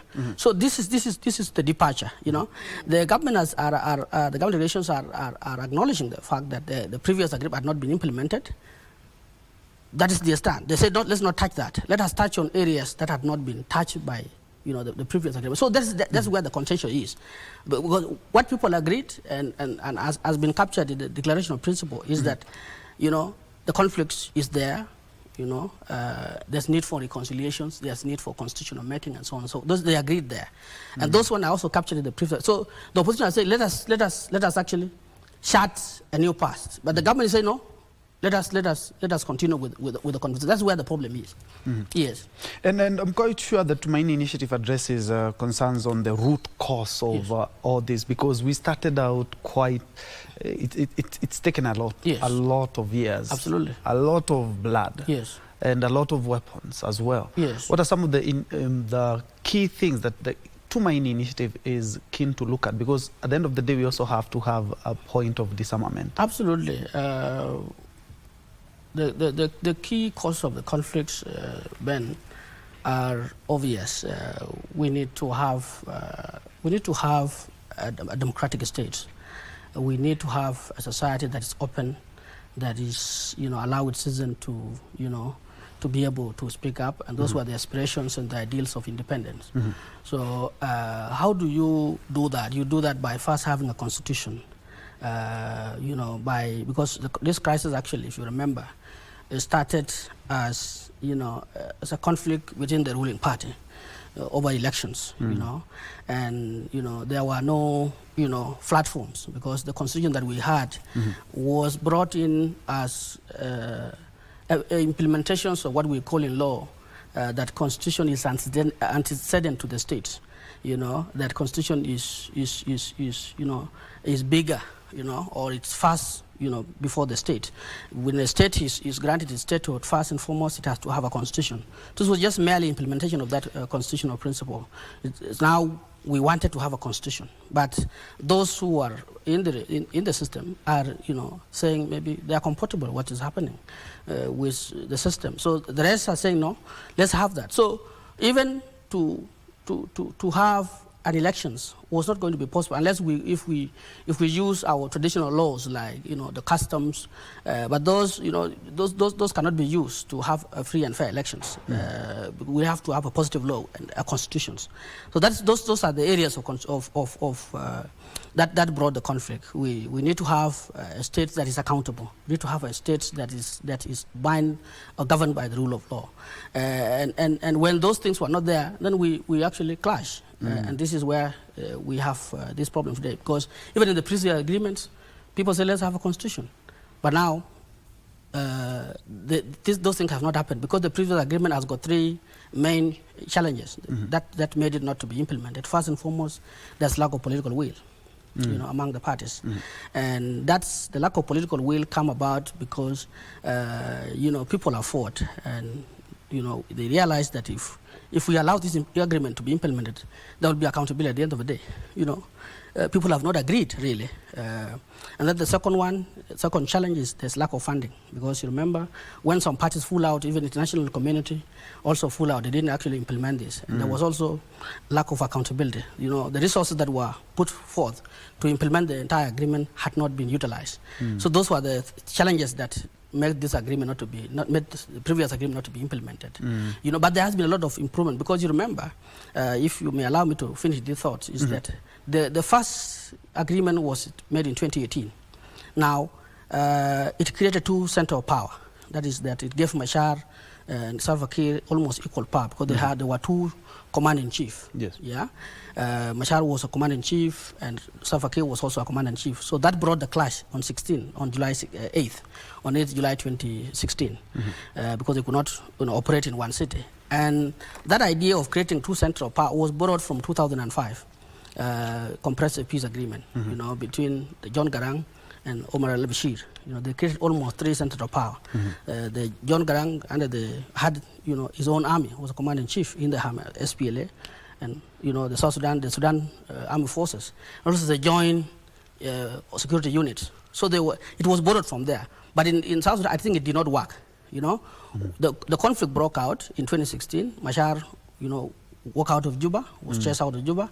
But now, I think it was corrected. In 2018, that one was corrected. You know, the agreement made Salva Kiir as the only single chief of staff. I think that has subsided. Although it has its own challenges, because Machar is not able to move, he's not able to do politics. That has been a challenge, but it is better than the previous years. Yes, so those are the challenges that prevented the peace, the current peace agreement to prevail. I'm looking at Kenya. Indeed, Kenya is the one spearheading this event, and I'm quite sure you are privileged to have a head of state, that is Dr. William Ruto, spearheading this effort. What is the role of the international community? And I want you to look at them both objectively, because let's be very honest, South Sudan doesn't produce arms. The arms and the weapons that we have seen, they must be brought in from one point or another. Exactly. And also the role of the international community in ensuring that there is lasting peace. Yes. Yeah, the role of the international community is imminent, and it is very important if you look at it from the onset. International community is a key player. You know, they join hand with East African community, join hand with IGAD in ensuring that all the peace efforts are, you know, done speedily. The international community currently, if you look at the Tumaini initiative, in fact, the Tumaini initiative is mediated by three bodies. That is IGAD, the Sandigidio, which was mediating the Rome peace talk, and the Kenya government. Of course, Kenya government is now taking the lead, and that comes because it was a request by the government of South Sudan, you know, to Kenya that you mediate this, and President Ruto find it in his wisdom to, you know, take it as was requested. Now he invited the community of Sandigidio, which is under the leadership of Pope Francis, and IGAD, because IGAD was also the lead mediator in the 2018 agreement. So they have been brought together to, you know, to make sure that this thing is done speedily, is done not, you know, as something that is done by Kenya, but also by the region. Because at the end of the day, we are all frontline states. If you look at Kenya, Uganda, Ethiopia. So all these are brought in through IGAD, right? And IGAD has been there from independence, from the times of the CPA that brought our countries independent to fruition. So these are parties that cannot be, you know, forgotten. So Kenya has brought them together to make sure that, you know, they contribute in resources, they contribute in ideas, in many ways, in convincing. Because the reason why Kenya is very important in this is because it has been the player from the onset. You look at the positions of somebody like General Sombeyo, is somebody that commands a lot of respect in the country. Yes. Even if there's anybody who could maybe be annoyed for one reason or another, but the status of Sombeyo make him to hold his horses. Reason being that this is somebody that we have known over the years as somebody who has done a lot for South Sudan, has no interest other than seeing the country grow, because this is his objective at the moment. I think this is what he feels you should do. You need to usher this completely into a statehood. Yes. And for our viewers who are watching, when we talk about Sumbewo is the former chief of general staff, that is General Lazarus Sumbewo, who has been a peace mediator for years, even during his time at the Kenya Defence Forces. Let's talk about another matter that has been in many conflicts, the issue of a constitution. Yes. I believe the clamor for multipartyism in the country, in Kenya now, started very well early, but since 1992 is when the spotlight really shone, and we started the clamor for multipartyism, for a constitution. But 18 years later is when we had the new constitution, that is the 2010 constitution. And I wouldn't want a new country like South Sudan, our brothers, to take that long. A lot has changed. We need to wipe out this conflict that we have and install a new constitution, because a lot has changed over the years. How do we do that? Well, where are we? Yes, the constitution is something that is the interest of everyone, that South Sudan should have a constitution. Like I told you, what we have is called an interim, constitution that was made in fulfillment of what we call in constitutional law and principles in international law that say constitution is antecedent to the states. So it was done in a boardroom.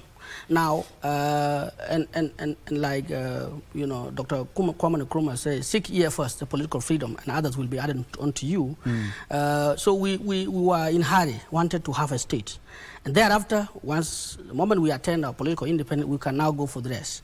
And the first things to achieve our aspirations, to make the South Sudanese people realize their full potential, is to have a democratic constitution, a constitution that respects basic freedom, allows citizens to express themselves. Because, as you are aware, we have been dominated for a number of years. We have lived under several powerful forces in the world.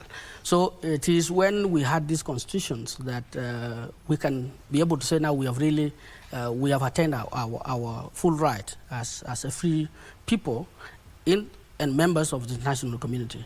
So all these efforts are geared toward ensuring that we have a permanent constitution, a constitution that is people-centered, a constitution that varies from all our people, especially the Kenyans have just a neighbor here as a constitution that is described as progressive constitution in the world. Why? Because of the many basic freedom that are incorporated there.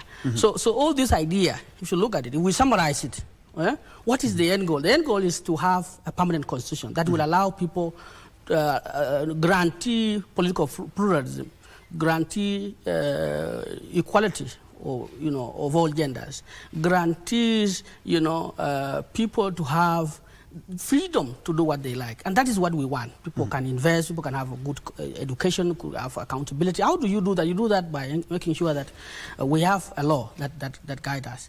So all this will end with the constitution. Once we have that, then we now can have our constitution. We can have our elections and choose the leader we want. There's no any other way than doing that. Yes, and there's no any other shortcut. There's no other alternative. So I'm aware, being a profession that I've studied in this country, I am quite sure of the historical struggle that Kenya had. It took life, it took the blood and sweat of several Kenyans to have this constitution that we are all proud of today, even those of us who live here. I can mention a few, but that's not the moment. So what happens is that from the start of the Lancaster House, 1963, people went there and made proposals. There were people who even want to not to be part of Kenya. There were people who wanted, even some sections of this country even wanted to have the independent whole so that they can catch up with other Kenyans, because they believe if independence was too soon. So they wanted the independence to be delayed by the British so that they can catch up, and be like other Kenyans. So they were afraid that if independence was coming in 1963, they were going to be dominated by others. That was the fear. Others also wanted to secede, wanted to join other groups and so on. So those were the discussions, and they were very emotive. But ultimately, the independence was the call, not just of the African in Kenya, but also around the globe. You have people like Jomo Kenyatta, Jaramogi Odinga, Shenga Neko, who could not wait for independence to delay. Right? They wanted independence too soon, and that was they were having that idea of united Kenya. that was going to be governed by the rule of law. Now, that's when independence was granted. It took a number of years again. You know, Kenya at one stage went to a single-party state. That also took many years. So it is good, actually, for us that we were inspired by those struggles. Because you remember when we were under the previous Sudan, the places for hiding, you know, when we came to refugee camps, we find the refugee camp as a blessing in disguise because we were able to go to school, we were able to learn from the things that were happening around here. So this struggle is also inspired by what is happening in various African countries, and Kenya is no exception. So it's better we have started this early, right? The only difference here is that in as much as South Sudan does not have the space for people to talk, the illiterate is there, but we're also learning, you know, there's now free social media. Those days Kenyans were finding it difficult because you could find there's only one radio, there's only one voice of Kenya. But right now, everybody has a television, has a means of talking, even with his phone. So the freedom is becoming too fast. Yeah, we can't wait. We cannot go for 40 years, for 30 years, the Kenyan are gone. No, we are saying, no, let's start it now. Yes, and as you are aware, the constitution cannot come in a cold blood. It requires the struggle. And those are things, the route we are taking are routes that have been, you know, traversed by others. And that's why, when I said earlier, we are in the process of really making South Sudan a nation. Yes. And I really admire your mastery of Kenyan history and also our politics as well. I'm looking at Sudan itself as a country. You broke away from Sudan to be an independent nation, South Sudan. Sudan is in turmoil. Looking at the Horn of Africa, Somalia is also in turmoil as well. How does this affect the peace efforts to ensure that South Sudan is not only peaceful but thrives as well? As African, you will remember that when your neighbor is bleeding, when your neighbor's house is burning, you'll be affected in one way or another. Even the cry of the children, when members of that house are fighting, you'll be affected in whatever ways. Sudan has been in conflict for a very long time. It has gone through a lot of bloodshed. You've heard of the Darfur genocide. You have heard that in Sudan, southern Sudan, we have about 2 million people died in the struggle for independence. Even after we split it, there were several movements who are struggling for different visions. Others, like for example, the CPA had got 3 main provisions. One, it allows the people of Southern Sudan to go for referendum if, you know, they wanted to succeed, which we did, of course, in 2011. There was provisions that allow the people of ABA to actually vote after us, to choose whether they want to be part of Sudan or they wanted to be part of Southern Sudan, of course Sudan now, South Sudan now. They did their referendum, you know, solely, and they voted 100% almost to be part of South Sudan. But the international community had stand aloof. You know, they did not recognize the results. It is South Sudan that recently I saw them meeting the first vice president of Riek Machar. And South Sudan is a process of adopting the referendum to make them part of South Sudan. Now, there was also provisions that requires what we call the popular consultation for the people of Blue Nile to be consulted on their future, you know, political future. So when we left, the issues that made us to succeed have not changed. They're still there, right? Because you remember the vision of the SPLA under Dr. John Garang was how to have a united and secular and democratic Sudan. You know, the idea of secession came as afterthought. It was just a last, when there were no, options, So we were voting on whether we wanted to be alone or we wanted to be part of. So and for 6 years, the President Bashir has to make the unity attractive within 6 years. When he failed to do that, we succeed at the end of the day. Now, the point I'm heading to is that Sudan have had those problems, and they are still there. The problem of having a theocratic leadership, leadership, that does not separate religion from the state. A system that that's not democratic, that wanted all people to be identified by one single identity. They wanted everybody in Sudan to be identified as an Arab.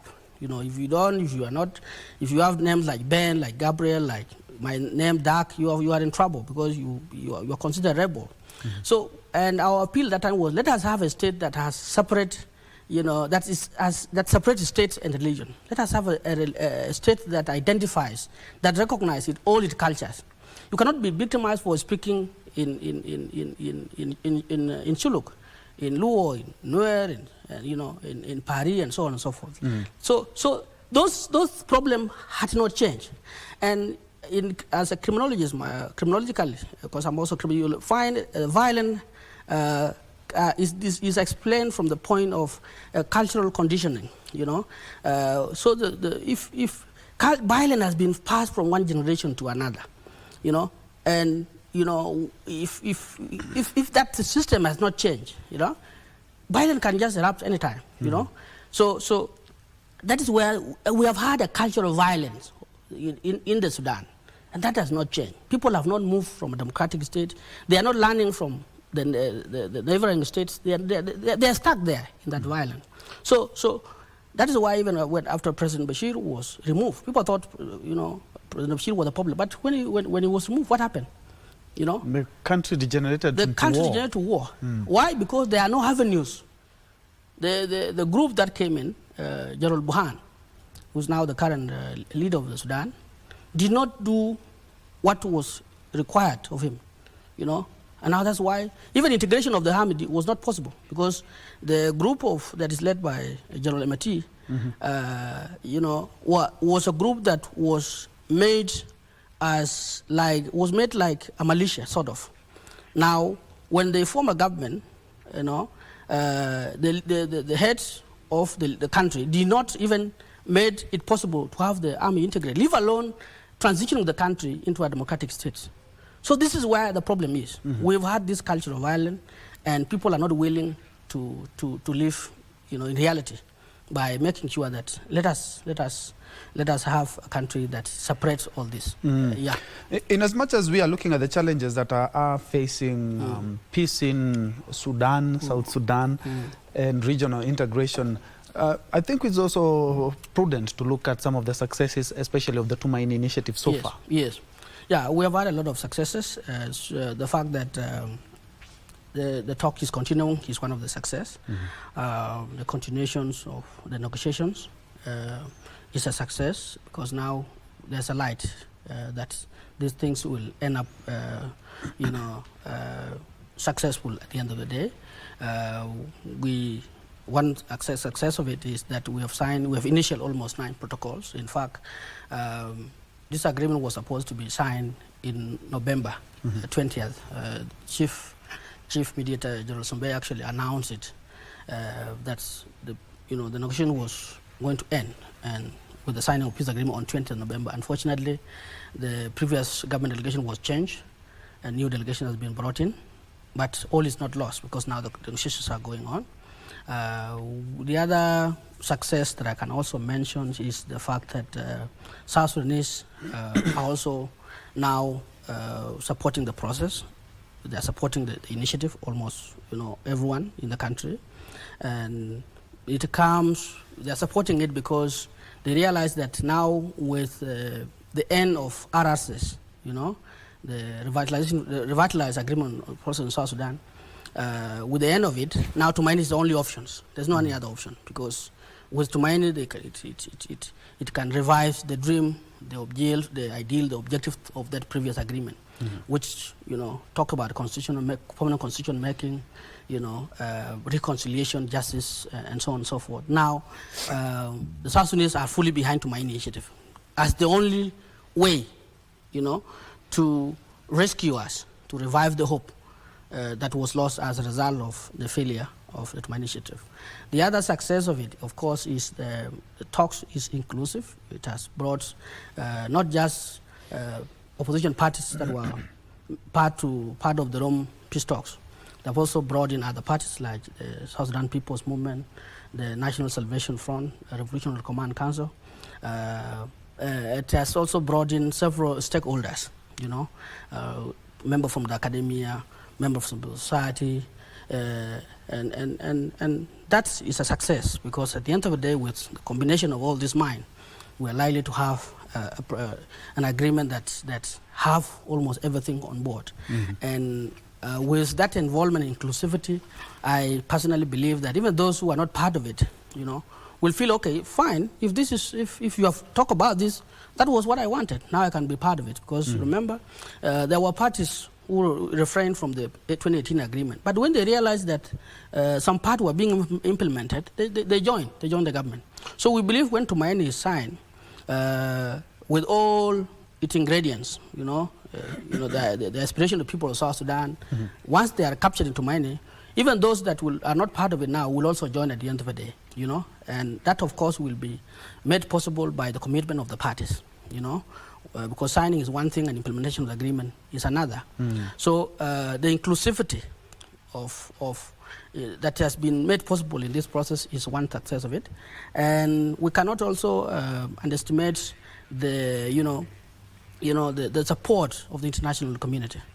IGAD has been so consistent, assisting, working with Kenya shoulder by shoulder, with Rome, San Nigeria, under the leadership of Pope Francis is also part of it. So those are success, Once all these people are involved, there's nothing that can prevent us from, thinking that this agreement is going to be successful at the end of the day. So those are success of the Tumaini. That I can talk about now. Yes. I'm also looking at the Horn of Africa. Yes. The proliferation on matters arms and heavy weapons. Yes. In the Horn of Africa, yes, is something that needs to be addressed. Absolutely. Because look at Sudan. Yes.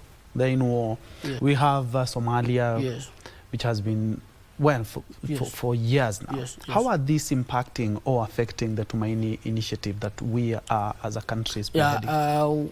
I think that's a very good question, because it reminds me of one success of Tumaini that I had not mentioned earlier.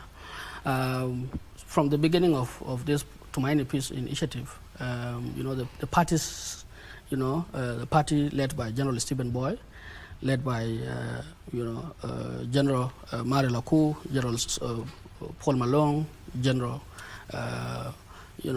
Pagana Mum, and the government are committed to the principle that they signed. So they have not, from the beginning, there has never been a report of fighting anywhere in South Sudan. So they are committed to really, that's a great thing, because sometimes you find, as the talk continues, you find fighting, occurring here and there. And that can also make the talks to break down completely. But that has not happened. It's a great success of it. Now, coming to the proliferations of weapons, yes, we are in a country where it is, you can only say Kenya and others that are living in, a sea of peace. We are neighboring Sudan that for years has invested in weapons. You have had oils whose proceeds are only used in buying weapons and so on. So now that they have been disintegrated with different militias, different factions fighting each other, anybody who wanted to fight can borrow from them, And we have, as you know, I've seen you handling sometimes programs to do with military. We have different entities around the world that want to make sure that Africa continue fighting by selling arms. South Sudan has gone through arm embargo, and up to now it has been sanctions, and that sanction has not been lifted. So yes, as a state, they may think that they can borrow through others. So and with also states, there are some rock states that can allow, these rock members to buy weapon or to allow the weapon pass through the territories. So harm are still in the hand of people, even within the Republic of South Sudan. One of the impediments to the implementation of the peace agreement is that there are arms in the hands of all the civilians in South Sudan, right? Because when the war occurred in 2013, civilians were allowed to come and join the fight in various groups, and when the conflict subsided, they did not give back the arms. So they are still having weapons in their own in their hands in the various communities. Now the government is also finding it difficult because government and the army is a small sizable group, you know. It's just a small group, you know. Now, if the civilians have weapons in their hand, even the army become irrelevant, you know, become ineffective to say the least. Now, weapon, even as much as arm embargo has been imposed in South Sudan, the arms that are in the hand of civilians are too much. Recently, I think 2 days ago, President Salva Kiir has appointed several officers. I've read that I've launched initiative to have the weapon mobilized and taken from the hand of civilians. But that is going to take time, right? And especially it will be successful if these peace initiatives are concluded successfully, you know. But when we have, when we continue with this culture of not implementing peace, then nobody will be willing now even to hand over the weapon, because first and foremost, there are sections where when the government has no access. You have to convince those groups, convince them with you know, factual programs that they know will guarantee peace for all people. Yeah. So in a nutshell, I would say that countries are fighting. Sudan is a big country that have invested for years in weapon, in arm. It used even to donate, you know, people, officers, even in the Middle East, right? So Sudan has even been providing. Now that it is in problem, it is really a challenge. Yes. And as we come to the tail end of this program, how do we ensure that the Tumaini initiative, there is lasting peace? You know, it's not just we have sat on the table and we have agreed that this is how we are going to move forward. Yes. Even 5, 10, 20 years to come. Correct. Because we have had so many human rights violations in South Sudan. How do we ensure that we do not claw back the gains that we will ensure we do not go back into this mess that we are in by almost one or two, you know, ways if we can do. First and foremost, if we commit ourselves to this agreement. During the resumptions of this Tumaini initiative, there was a call by several stakeholders from the international community that this process should be the last peace negotiation outside South Sudan. The rest should be handled. Of course, the state must continue dialoguing among itself. You know, even the constitution is always sometimes a very small document. But within that document, it gives, you know, mechanism, you know, for people to continue dialoguing. Yeah? Once we democratize the state, once we have a constitution that allows people to dialogue, to petitions their leaders, you know, to change the leaders, you know, when time is right, when time is right, and then we will not have now a reason for people to continue fighting, isn't it? Yes. But when there's this proverb that when we stop talking, we start fighting. Yes, when we guarantee an environment for people to converse, to petition their leaders, you know, when we have a court where aggrieved parties can go to court and, you know, seek justice, then there will be no reason for people taking arms, isn't it? It is in the mind of everyone. When we succeeded, we will not go back to war again. People have been calling attention to war. But now here is a situation where almost, like in 2014 to 2015, about 400,000 people were killed. How do you guarantee the children, you know, the victim, justice, in order for them not to take arm again?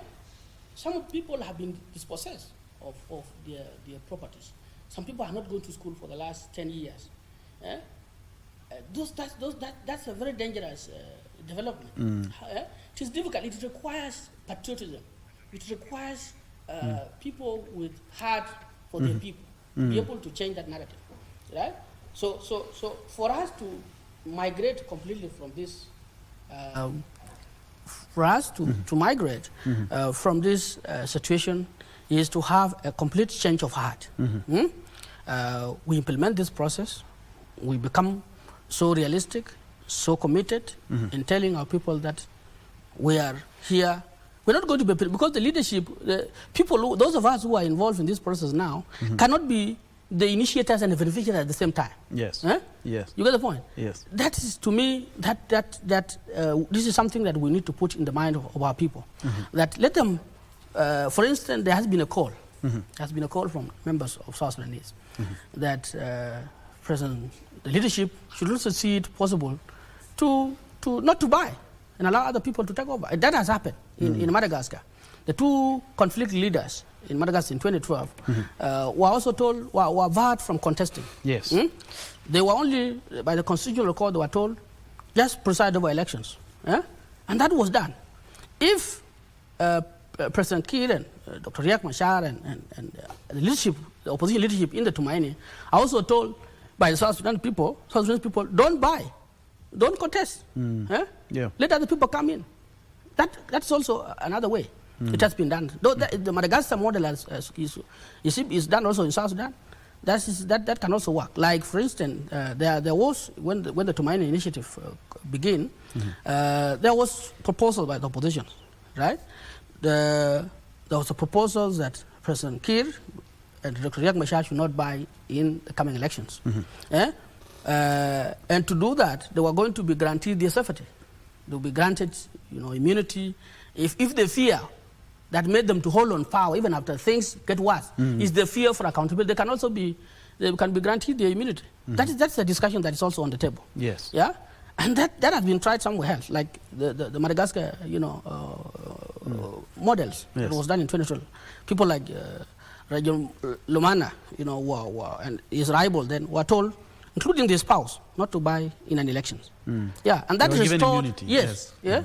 That restore peace. Allow me to give you apologies. Allow me to give you 15 seconds to give your closing statements, and including how inclusive this Tumaini initiative and how much you are counting on this peace initiative, because it's not the first peace initiative that has been mooted for South Sudan. Yes. Well, thank you so much, KBC, and to you. I'll make 3 last remarks. One is a call for South Sudanese people to continue supporting initiative for 3 main reasons. One is that Tumaini initiative is about a permanent constitution making. It's about reconciling the nation. It's about making sure that we have a retrained, reunified national army that can guarantee security for all of us. Because we cannot have different armed forces in every village. That is a recipe for chaos, not just during election, but even before the elections. So those are 3 reasons that I want the South Sudanese to support the initiative for. The second one is that as a member of this process, I have seen that there has been some forces among our South Sudanese community that continue to level some members of members in the negotiations as negative force, as this. So from my criminological experience, there is a theory known as labeling theory. When you label somebody as negative, as anti-peace, he's likely going to be that negative. So I wanted our people to avoid calling members of the delegations from the government, from the opposition, as negative, as these, as 30 years, and so on and so forth. We need to do that. Secondly, I came, this is a new year, I come with a small gift that I wanted to give to you and the KBC. It's in form of a book that was written by General Stephen Baronyang. It's called the Njue History. You remember we have been, in South Sudan, we are fighting in different fronts. We are fighting illiteracy, we are fighting armed conflict. And as a people, we have been dominated over the years. It is now time for us to be known. So when I came here, I was given a book. It's known as the Njue History. Someone placed it down here. I can give it to you. And to be able to do some inquiries and continue investigating our cultures and the good part of it. Indeed. Thank you so much. And we have to do that because at the end of the day, if South Sudan bleeds, we also bleed as a country. Thank you so much, Dak Buot Riek Gak, who is also a lawyer and a political analyst and also political activist from South Sudan, who has been keeping tabs with the Tumaini initiative. Remember, this process was spearheaded and is still being spearheaded by President William Ruto together with his counterpart in South Sudan. They resumed their talks yesterday. And we are hoping all the best for South Sudan. Many thanks indeed for joining us. My name is Ben Troy Njue. Lucy Mora has been on sign language interpreter for this live newscast. And also, we are also looking at the Swahili version of this program. So stay in touch for that in the next couple of minutes or so. We're having Kurunzi Mashinani and Tamrini coming up next. Many thanks. Let's continue this conversation on our socials.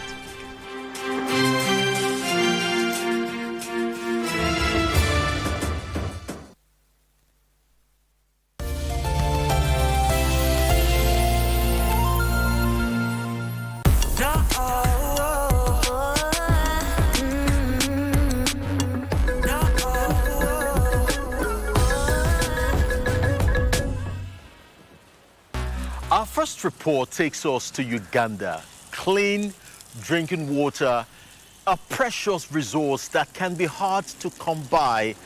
And that's not just a problem in rural areas. From damaged boreholes in the countryside to polluted wells